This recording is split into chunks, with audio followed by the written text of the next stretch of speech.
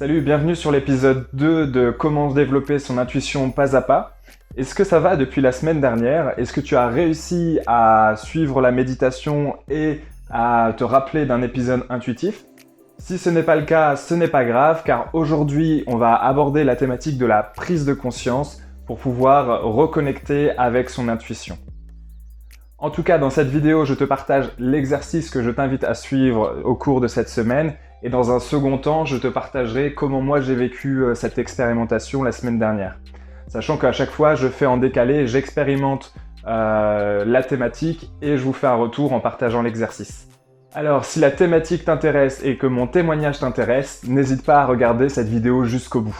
Alors c'est parti pour les points marquants au sujet de la prise de conscience. Souvent, lorsqu'on a une intuition, la première réaction qu'on a, et par habitude, parce qu'on a l'habitude de raisonner, c'est d'avoir une réaction contre. Que ce soit conscient ou inconscient, c'est la première réaction. On va se dire, c'est pas possible. Par exemple, lorsque tu as une opportunité qui te plairait bien de suivre et tu sens que ce serait une bonne voie pour toi, une des premières pensées réactives serait de l'ordre de mais en fait je suis pas assez compétent pour faire ça, et en fait je suis nul dans ce domaine, j'ai aucune raison d'y aller. Et c'est donc facilement et parfois avec regret que tu vas écarter cette possibilité. Comme pour l'histoire que je t'ai partagée dans le premier épisode sur mon envie de quitter mon job. Alors comment faire pour développer son intuition? La première étape, ça va être d'observer ce qui se passe à l'intérieur de toi, ces choses qui sont présentes.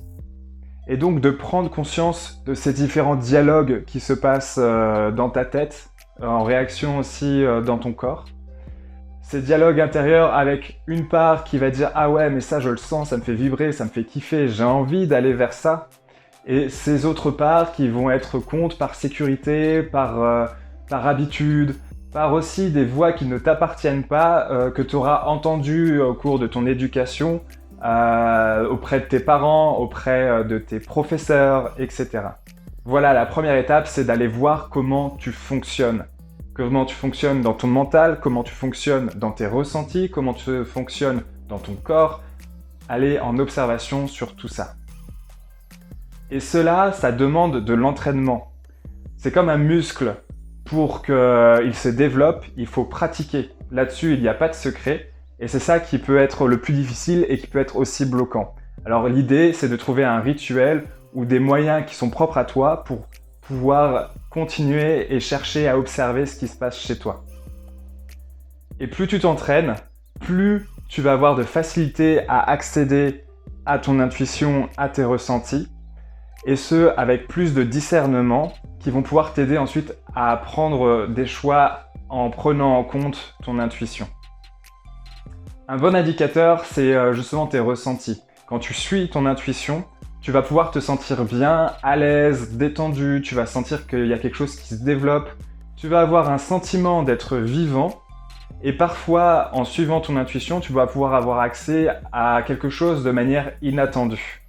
Et je reviens à mon exemple, lorsque j'ai pris la décision de quitter mon job, je n'ai jamais été plus heureux à ce moment-là à me sentir une énergie folle et puissante, qui m'a donné aussi cette force d'aller jusqu'au bout malgré des obstacles que j'ai pu rencontrer sur ce chemin-là.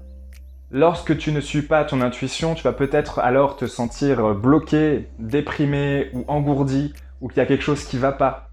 Et c'est là un peu un cercle vicieux parce que dans cette énergie-là, tu vas avoir encore plus de mal aussi à aller voir ce qui est bon pour toi, à suivre ses intuitions. Ça amène une difficulté supplémentaire pour les identifier. S'il te reste des questions au sujet de cette prise de conscience, n'hésite pas à me les noter en commentaire pour que je puisse échanger avec toi sur ce sujet.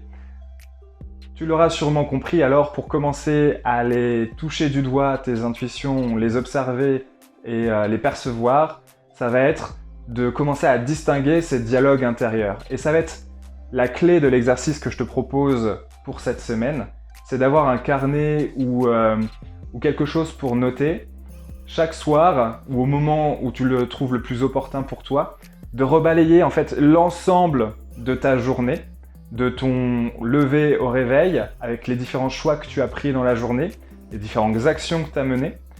Essaye de rebalayer ça point par point, et à chaque fois, te remémorer ce qui s'est passé. Qu'est-ce que tu t'es dit? Essaye d'observer comment tu traites ces différentes pensées, ces différentes possibles intuitions. Est-ce que tu as eu envie de faire différemment? Est-ce que tu as eu des pressentiments par rapport à des choses qui pouvaient se passer? Comment était ton niveau d'énergie? Essaye de répondre à cet ensemble de questions sur chaque élément que tu vois. Prends le temps qui est bon pour toi pour noter et te remémorer tout ça, en douceur. Fais attention à ne pas t'apporter de jugement critique sur toi-même. Observe, c'est la première étape.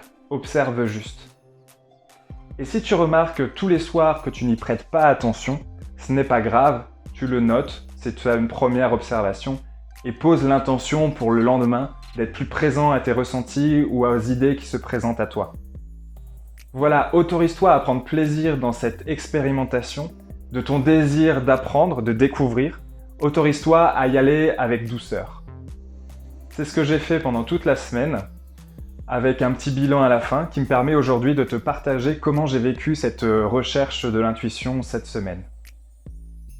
En réalité, pour moi, ce n'était pas forcément super évident, comme je suis quelqu'un qui est à la base plutôt dans le mental.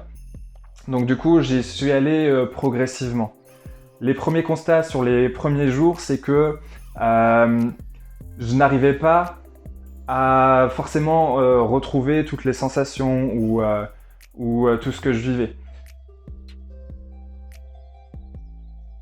Donc j'étais assez frustré par rapport à ça et surtout embarqué dans mon quotidien, je me rendais compte que j'étais un peu à fond et donc que j'avais du mal à revenir après sur ce que j'avais vécu. Donc au milieu de la semaine, j'ai fait le choix de découper cette exploration en 2 temps et de faire une pause aussi le midi pour regarder ce qui s'était passé pour moi dans la matinée et aussi le soir. Et quand je n'avais pas envie, parfois je m'autorisais aussi à mettre juste 2-3 lignes plutôt qu'un paragraphe d'une page. Ce que j'ai observé pour mes ressentis, c'est que j'ai souvent des frissons qui me parcourent le dos ou les bras quand j'ai un sentiment de justesse sur quelque chose qui se passe. Ce qui est assez utile pour moi lors de coaching par exemple, ou lorsque je regarde une vidéo et que je sens que les propos qui sont dits par la personne qui s'exprime sont justes et sont en accord avec quelque chose que je vis. J'ai eu aussi un phénomène intéressant ce matin. Lorsque j'ai commencé à poser mes objectifs de ma journée, je me suis rendu compte qu'en sensation, j'avais une chaleur dans le ventre, quelque chose qui était vraiment agréable, et j'avais cette impression que les objectifs que je posais étaient justes et que c'était sûrement une bonne voie pour moi d'aller dans cette direction. Bien sûr, je ne peux pas savoir si c'est vraiment bon, mais je vais continuer à explorer ça. J'ai eu aussi un phénomène que j'ai trouvé assez drôle. À chaque fois que j'allais dans une activité que je juge comme être un bloqueur de mon intuition, j'avais une petite voix dans ma tête qui me rappelait « Et au fait, tu devais faire ça et tu avais envie de le faire, etc. » Donc j'avais quand même un petit rappel qui venait me dire « Attention, vas-y, fais ça, ça a l'air sympa. » Ce que j'ai identifié comme bloqueur cette semaine, c'est lorsque par exemple je me mettais sur Netflix pour regarder une télé-réalité, je voyais bien en fait que ça me mettait dans un état un peu comme une larve et que j'avais un appel à faire autre chose. Mais que c'était plus sécure pour moi et plus tranquille de faire ça que d'aller me confronter à quelque chose qui me faisait envie mais qui me faisait aussi un peu peur. Comme mode bloqueur, j'ai aussi identifié la bouffe. C'est assez facile pour moi en fait de préférer me faire cuire une pizza au four que de me cuisiner des carottes par exemple, parce que c'est plus rapide et plus simple pour moi et il y a cet effet aussi plaisir qui est assez court quand je mange quelque chose de gras, etc. Là-dessus, j'ai fait aussi attention à ne pas trop me juger et juste prendre l'expérience comme elle est aujourd'hui, avec aussi cette aspiration à me connecter aussi à mes ressentis, à me dire « Ah ouais, ok, quand je bouffe cette pizza ou quand je regarde cette série Netflix, je vois bien qu'en fait, je me coupe de quelque chose aussi. » Donc en bilan de cette première semaine, finalement, c'est nuancé. J'ai eu des phases un peu plus compliquées que d'autres. J'ai eu des phases avec vraiment des ressentis et d'autres totalement coupées de moi-même.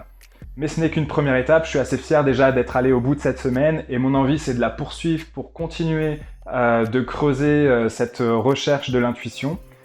Et je vais rajouter à ça sûrement la suite du livre avec le prochain chapitre que je vous partagerai aussi dans la vidéo de la semaine prochaine. Voilà, si le sujet t'intéresse, n'hésite pas à t'abonner pour ne pas louper les prochaines vidéos à ce sujet. Et si tu as des questions ou envie d'interagir avec moi, n'hésite pas à me le faire savoir en commentaire. Et d'ici la prochaine vidéo sur l'intuition, n'hésite pas à aller voir c'est quoi ta réalité. Et voilà, tu vois, je me sens bien avec ça. Je suis content d'être allé au bout de cette vidéo que j'ai repoussée depuis 2-3 jours. Ça a pris le temps de mûrir à comment j'allais la réaliser et comment j'allais en parler. Et voilà, c'est une belle étape pour moi et donc je suis content de ça. Donc à la prochaine. Salut!